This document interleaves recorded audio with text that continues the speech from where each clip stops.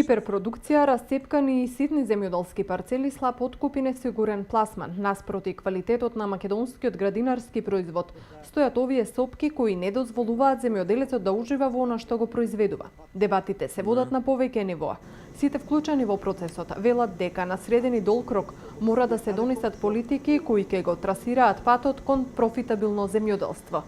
Од ресорното министерство најавуваат дека веќе в петок ќе го разгледуваат и законот за советодавни услуги на земјоделците.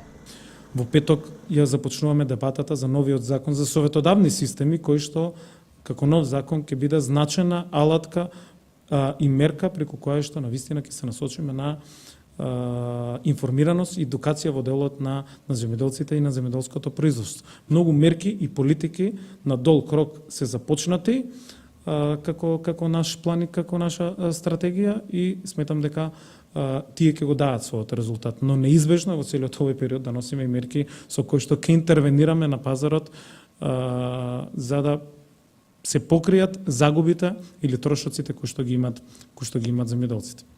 Откупувачите повеќе пати досега алармираа дека земјоделците мора да размислуваат да ги сменуваат видовите земјоделски производи. Така, наместо традиционалниот домат да произведуваат, например, шери домати, односно оние артикли што се барани на европските пазари и светските синџири маркети. Пренатрупаност на пазарот и треба 100% преориентираност на пазарот и само производство.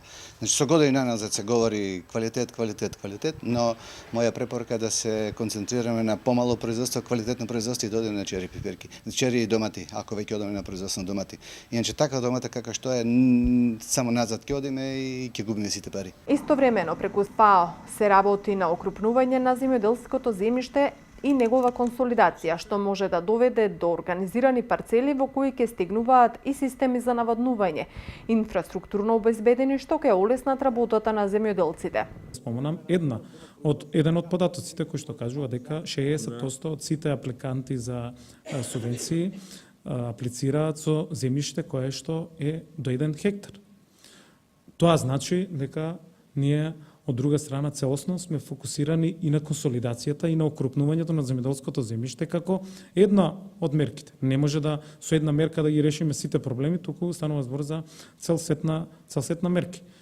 Паралелно министерството мапира повеќе локации низ државата, веќе се одредени околу 20 локации за кои што ќе разговараме и бараме партнери во делот на откупно-дистрибутивни центри со ладилници со целосна инфраструктура кои што ќе помогнат исто така во еден дел. Деновиве црвеното светло го дигнаа производителите на домати, чиј род скапуваше на нивите. Министерството вчера најави дека за предадените количества домати кај регистрирани откупувачи во периодот до 15 јули земјоделците наместо 3 денари ќе добиваат 7 денари по килограм за да се надмине неповолната состојба на пазарот. Производителите велат дека при скапи репроматеријали, заштитни средства и набавка на семе, со овие пари не може да ги покријат трошоците.